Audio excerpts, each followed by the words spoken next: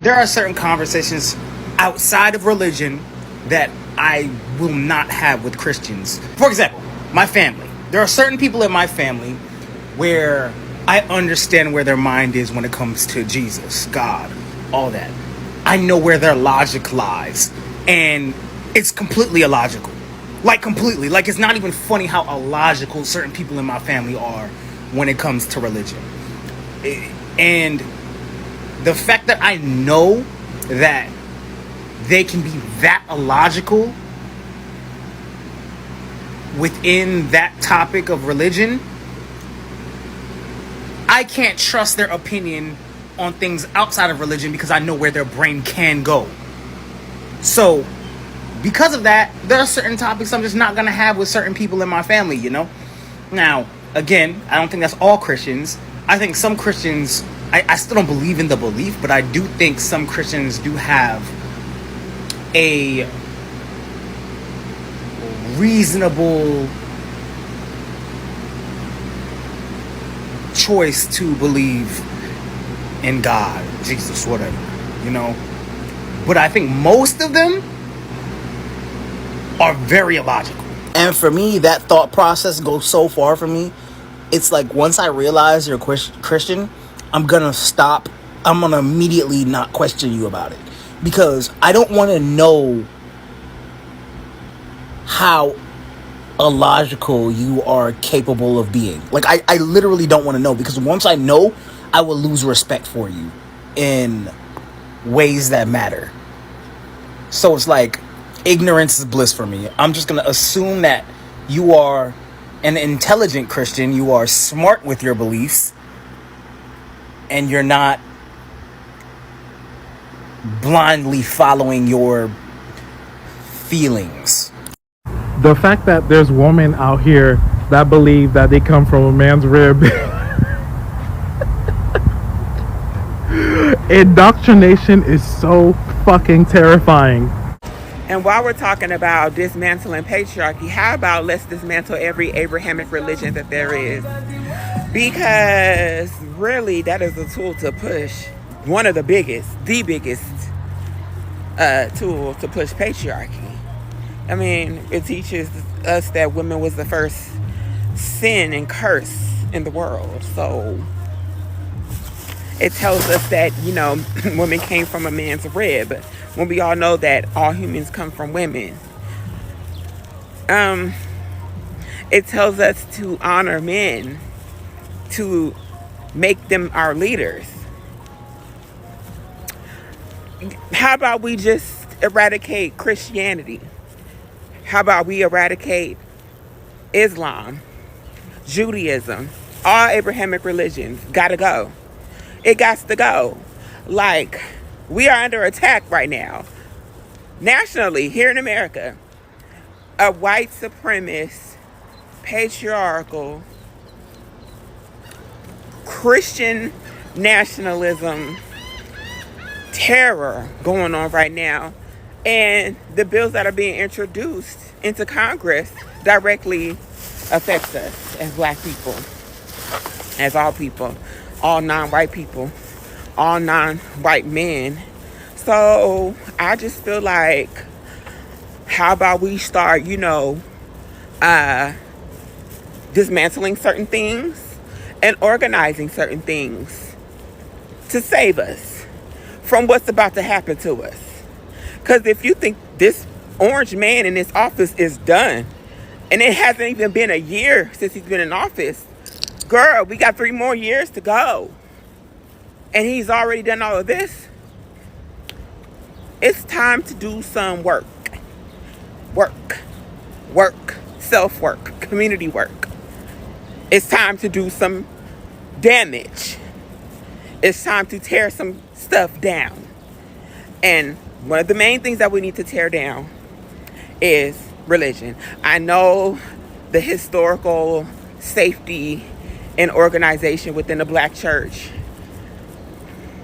but we don't need the religion to form community with black people. We don't need a black church to build community and communion with each other for mutual aid and organization.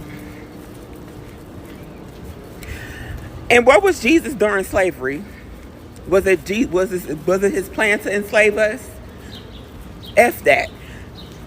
F that religion. Because, yeah, it's done more harm than good. Have y'all ever read about the Black Bible? They actually had a Black Bible for slaves. What happened to that? Did it disappear during the emancipation? I'm just going on a tangent, but eradicate patriarchy too. Here are 4 ways that the English translations of the Bible may have changed the origin story of Eve. The first is the translation of Eve coming from Adam's rib bone. What the text actually says is that Eve came from a side of Adam. So in rabbinic literature, you'll see this imagined as Adam and Eve being split from equal halves. The second is the translation of Eve being made as a helper for Adam. The Hebrew word here is actually closer to the word rescuer. Then you may remember the line in English that as a punishment, Eve's desire will be for her husband. But other translations, like the ESV, say that Eve's desire will be contrary to her husband. And lastly, there's that popular idea that painful childbirth is the result of the curse of sin. But the plain interpretation of the text is that there will be difficulty in conception. Ladies, all I'm gonna ask is, who do you think made those translations? People always talk about cherry picking the Bible like it's some modern bad habit. You know, picking out the things that you like from there and, just leaving all the other stuff, like the story of Lot giving his daughters to an angry mob. That stuff we don't need to talk about so much, right? Well, the Bible has always been picked through and given the narrative that whoever was in charge wanted. Like, the King James Version of the Bible was edited by 6 committees made up of 47 dudes. And they wanted it to sound grand because it was commissioned by the king. And so they pieced it together based on other versions of the Bible that already existed. And those versions of the Bible had already been pieced together by other people who were doing the same sort of thing. So from the start, it has been pieced together to serve people in power. Kings, church leaders, colonizers, slave owners. They've always decided what's going to get read and what's going to get left out. One example is the Slave Bible. A lot of white people have not heard of this. In 1807, British missionaries working in the Caribbean used a version of the Bible specifically designed to influence enslaved Africans. They removed almost everything that pointed toward justice or freedom, like the story of Moses and let my people go. That wasn't in there. About 90% of the Old Testament was gone, and half of the New Testament was gone too. What remained were verses about obedience. Slaves, obey your masters. Messages about submission and about staying in your place.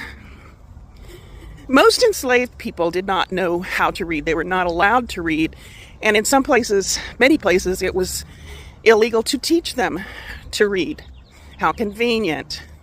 The Bible was read to them aloud by white missionaries or by hand-picked black preachers that the authorities felt they could trust to teach the edited version of what they wanted them to know. So they read to them from this Bible that was cherry-picked to teach them to obey their masters and to be happy little slaves. Isn't that special? Meanwhile, there were fancy girls being bred, often by their enslavers, graping their mothers to be sold and raped by some other old wretch for life. There were families torn apart because they were believed to not have the same kind of feelings or some evil nonsense. And here's the message I take from this. Don't trust the people in power without figuring out who their authority is. And when I say that, I'm thinking follow the money. If they're referring to the Bible, they're referring to a collection of documents that have been edited for centuries by whoever was in power at the time to fit the desires and the needs of the rich, whose goal was to get richer.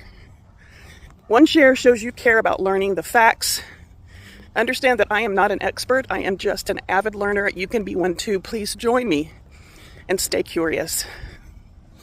Someone on TikTok said you can look at the black church and tell we used to be slaves, and I cannot unsee it. Let's take a look at these lines by Frederick Douglass. Who gave you a master and a mistress? God gave them to me. Who says that you must obey them? God says that I must. What book tells you these things?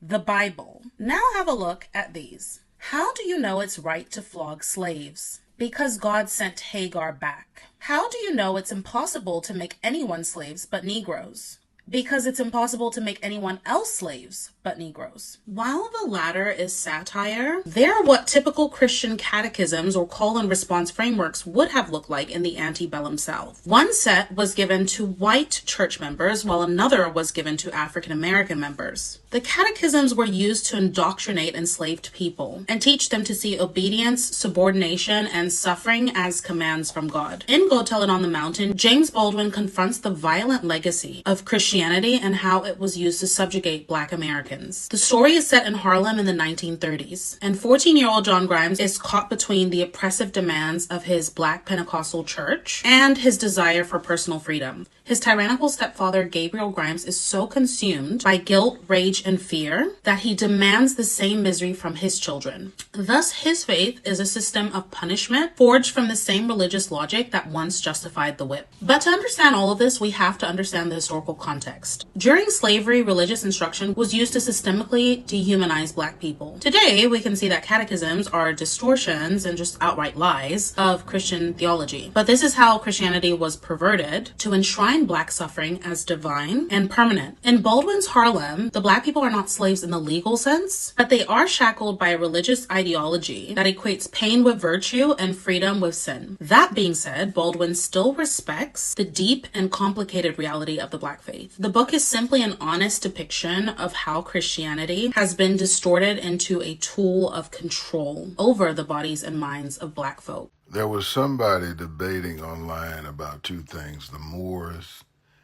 and the Egyptians, or the Kemetics. Now, this is where a very intelligent person, or let me rephrase that. This is where an intelligent, educated person can see things that other people see, and because they assume that the other person is intelligent, that wrote it, that is true. But here's the thing about it. When you assume somebody is intelligent and you haven't investigated their level of intelligence, then you carry on their ignorance. So again, the Moors and the Egyptians, this is how simple it is. If you go online and look it up, the best example I can give you is when they talk about Moors. John, you know, brothers are online talking about the Moorish people, always Black, right? But if you read certain documents, it says they weren't Black. They were partly a mix of all kind of stuff, right? And at some point they were, right? Because what happens is, because of their religion, people started to integrate into them, but they were Black. Now, you say, well, Mr. Reed, how do you know this? I know this because I've done a deep dive study. But this is how you would know it if you're an intelligent person and you're reading. You have to realize that everything was written by any European connected or associated or Western or white person is always bent to their perspective. Let me make it simple for you. When you read this, even in the most general terms, when you look it up or ask Siri, who were the Moors, there is always an entrance of a European. Literally, when you read about the Moors, it inferences that the Europeans conjecturalized that the Arabs, these people, and these people were all Moors. Now, history doesn't show that.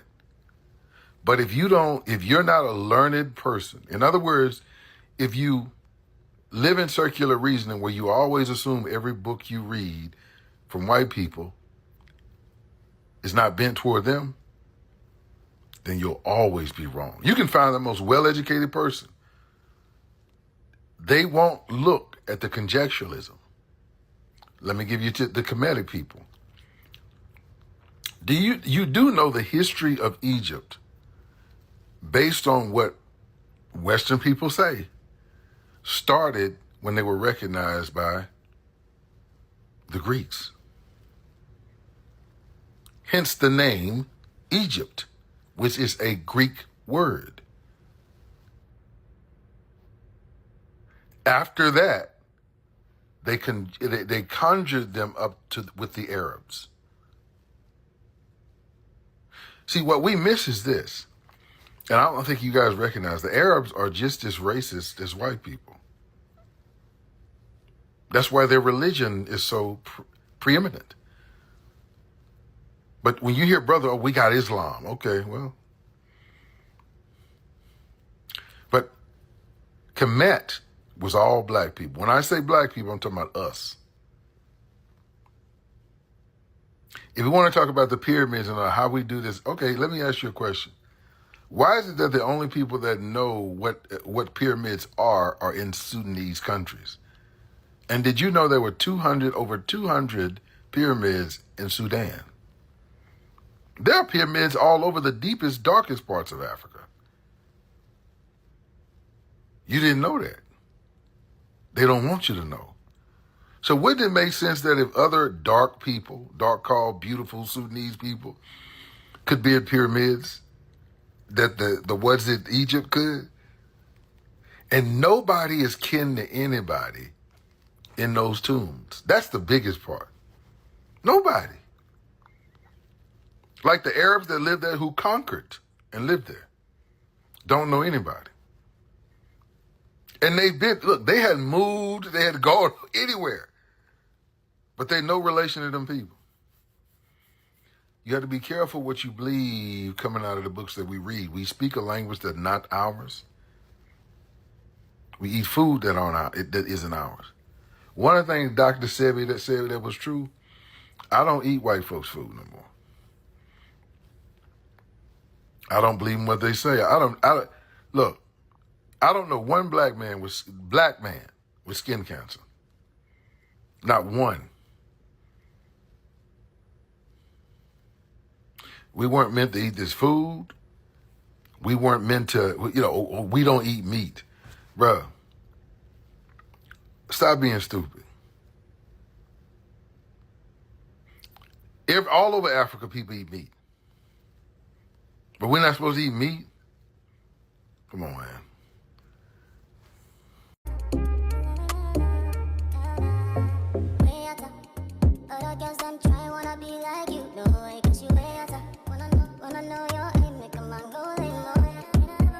I knew you would have dressed for me. Maybe she'll look out for me.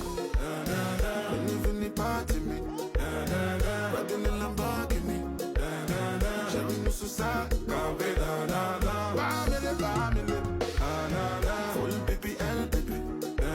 They try to tell black people historically that Caucasians and Europeans have never been bad people, right? Never been bad people.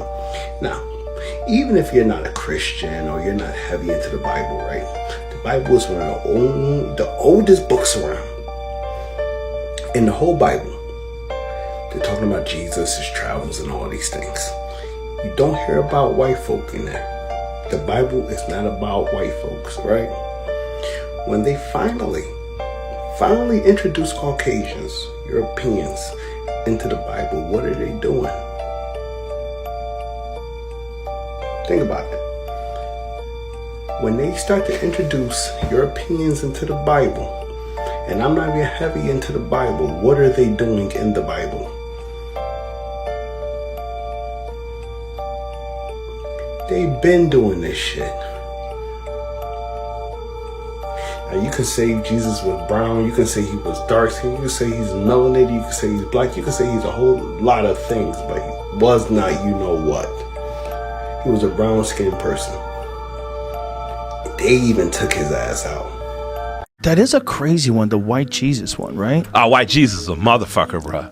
White Jesus in the black community is a mythical creature that has enormous power, right? It's insane for anyone to believe in a deity that doesn't look like them. White Jesus kind of goes everywhere and colonizes everything. So, the church pops up with candy for kids, Bibles for you.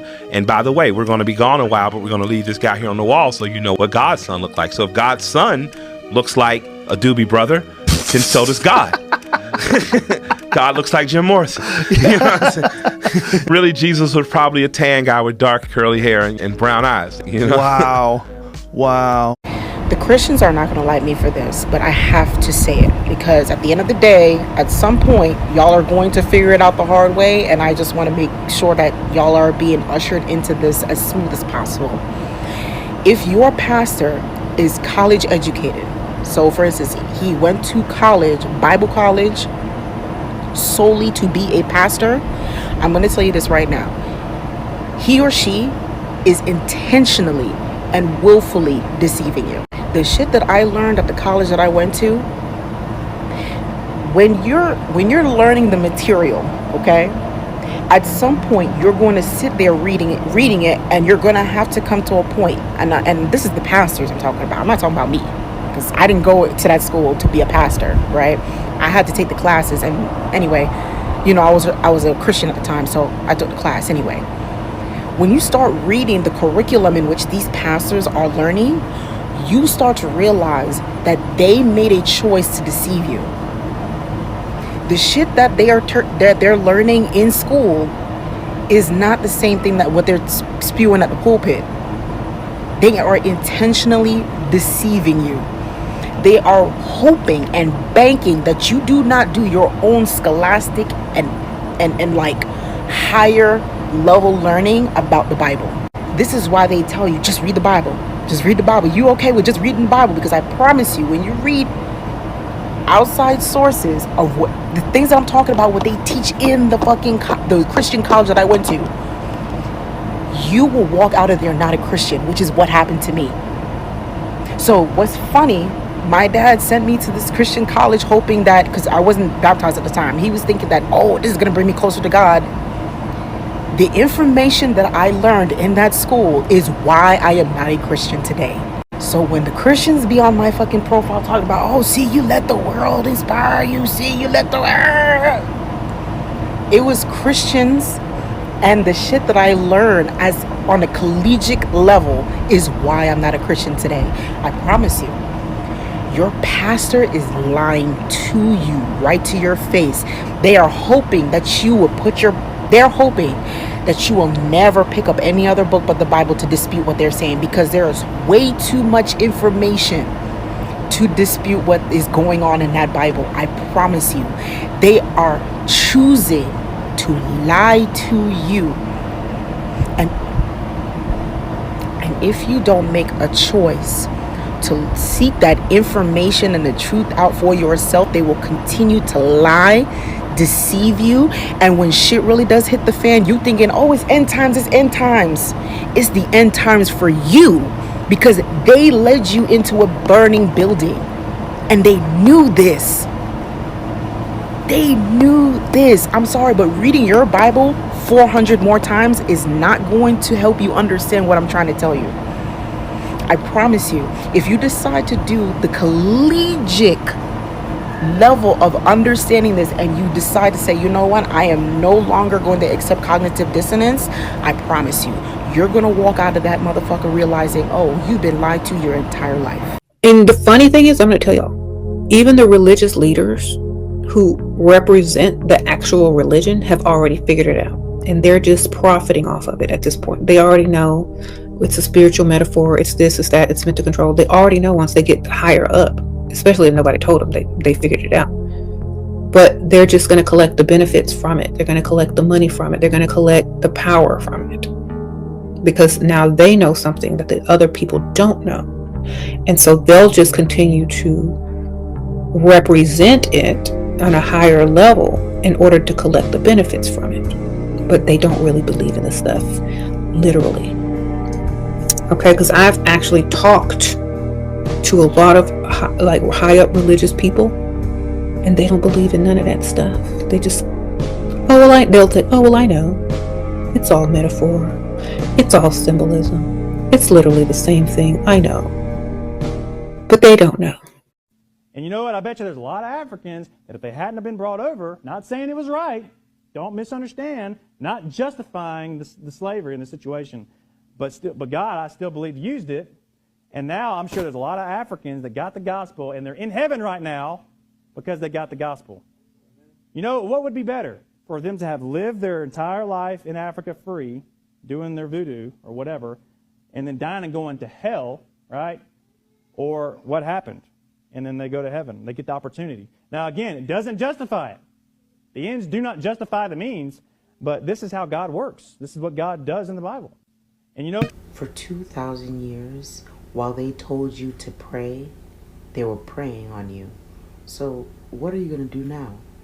You're going to still continue to be in the pray, or you're going to get the fuck up off your fucking knees? Let me tell you something. The worst thing you can be in the world in 2025 is dumb. Okay? I was just asked a question. I'm going to answer the question. The worst thing you could be in the world is dumb. Okay? And ironically, there's this girl, beautiful girl, that's online. And she recently became a Muslim. That don't help. That actually makes it worse. An ignorant person with religion, Christianity or Islam, wow. Because all you're doing is make ignorance begets ignorance. It gives birth to other ignorant people. So, because ignorance looks for ignorance. Look, don't be dumb. Study. Study. What is studying? Studying is not hearing something and moving in it because it's different to you. Studying is evaluating, mitigating, finding the truth in statements, comments, words. I think the black community is being held back by Christianity. She ain't lying either. There's this book called The Basic Laws of Stupidity, and it talks about how people will willfully be ignorant and stupid to things that they can quickly research. You can have a high school education, you can be a very intelligent person, but when someone debates what you know with actual education, you will willfully be ignorant due to your faith, due to your religion. The book even talks about how religion is just a comfort zone. It gives us comfort in the unknown. And it's only just a political tool.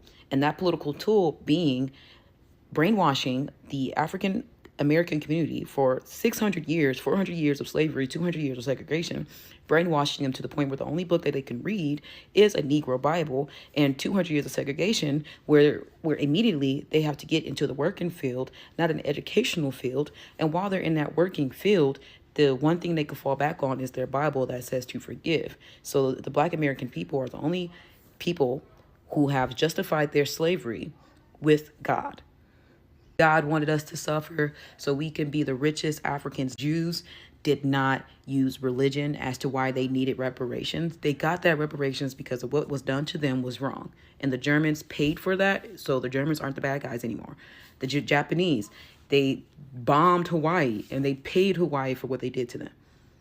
The native Australians, let's be real, 400 years of only being able to read a Bible while everyone around you can get educated on everything, finances, building. So of course we're seeing different groups of people excel. However, we are the only group of people that have forgave our masters. Power to the people, you know. But like Malcolm X said, you niggas ain't mad enough. And we ain't gonna never get anything because the anger is pointed in the wrong direction. The purple shirt niggas is talking about death to all people, and you're not doing it the right way. A bill for reparations was just presented. It wasn't just now. He's been in office for about a year now. You know what I'm saying? Like, it is what it is. You niggas ain't mad enough. When I say this, I mean exactly what I say. And I'll give context to it if you need me to. I don't give a damn about any other culture, any other conversation, any other perspective, any other religious perspective. The things that you say bring us together, religion, Islam, Christianity, whatever. I don't care about any of that. I care about reality. Reality is my religion. Okay? God is my foundation. Why is it that when I stopped reading the Bible, I saw reality and still had God? Think about that. Why is it I can see the injustice and not call it sin, but call it the culture it comes from? Wake up. Believe in black. Mama, can you break down like the worship of different gods or different deities? Well, here we go with one of them things, girl. You gonna get, I don't know who you telling this to. They're gonna be looking for you. But listen, you know, I've thought about, and I prayed about, and I've read about these people that are in, okay, go ahead. These people that are different from us, all right. You look at the people that's living in the bush, okay, and there's no Bible there, all right. Will they die and go to hell? You look at people in India that have a complex God system. They worship everything, water, everything. They worship it, not because it's their God per se, but they know that it is a product of God. So this is the way that they respect the creation. We, on the other hand, operate in this Christ movement, which I choose to worship the Christ movement. I choose to worship God. But most people in other areas worship more than or have connection to more than one God. But what that is energy. They recognize what we don't recognize, that everything that God created for us was a spiritual blessing.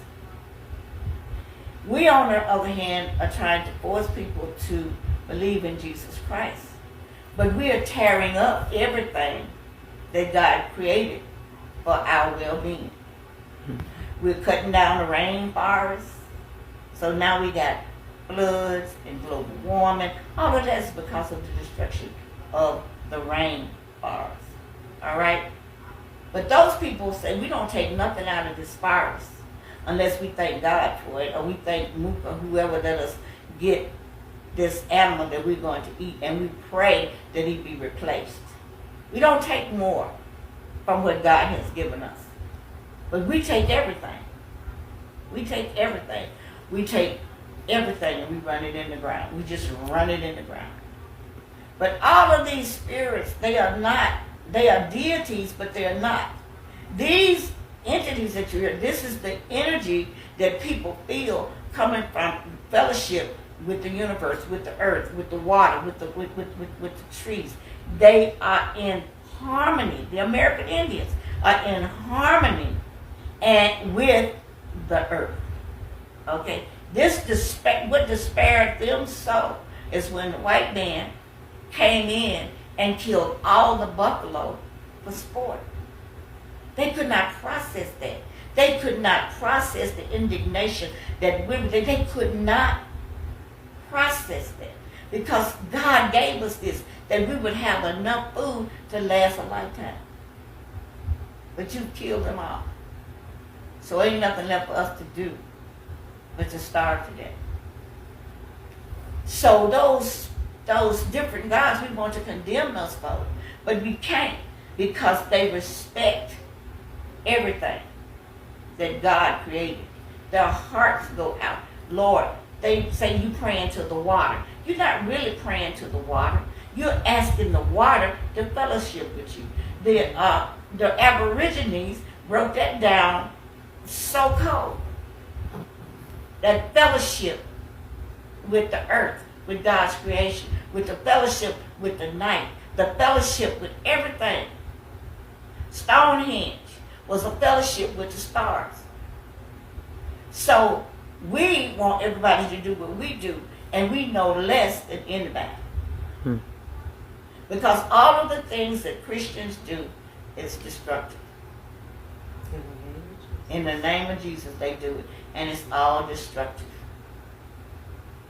Every little spot of land, they build something on it.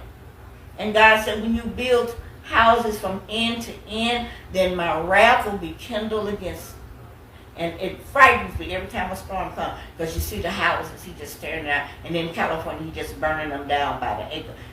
All of this, because we fail to give honor and appreciation and praise for the things that God left here for us. We didn't have to really work. We could just chop up the land and grow us something to eat and go lay down in our huts, and it would have been okay. But that right there is uncivilized. No, that's a stress-free life. So to talk about worshiping, you don't need to worship another man's God.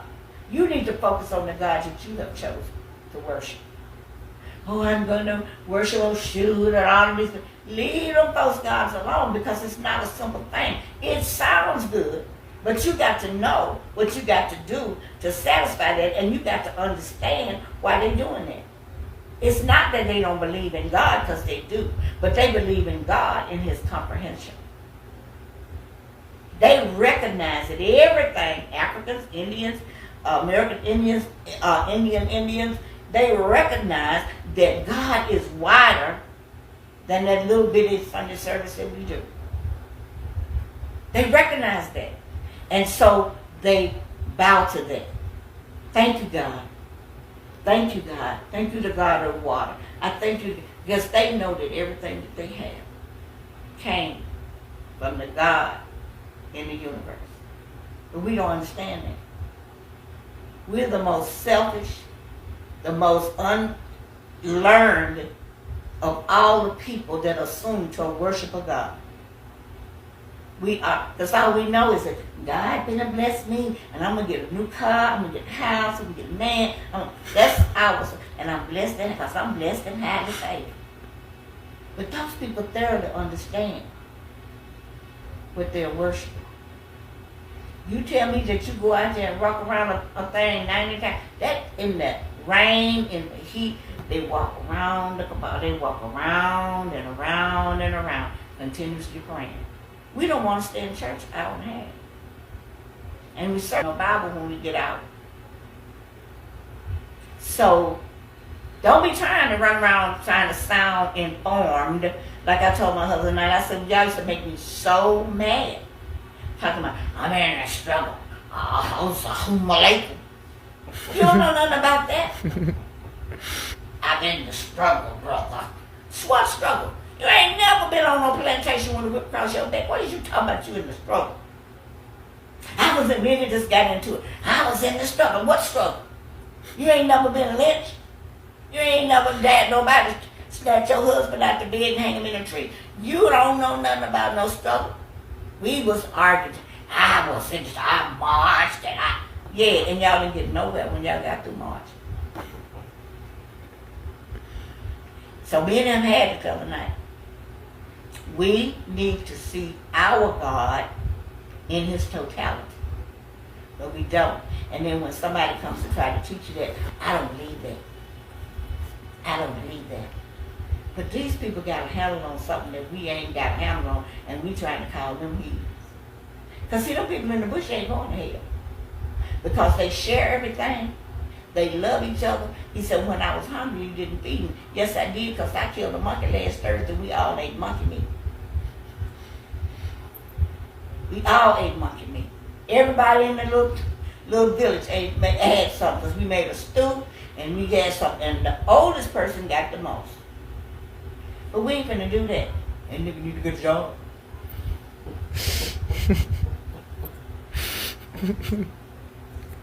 So don't be trying to find no gods until you learn how to worship the one you got.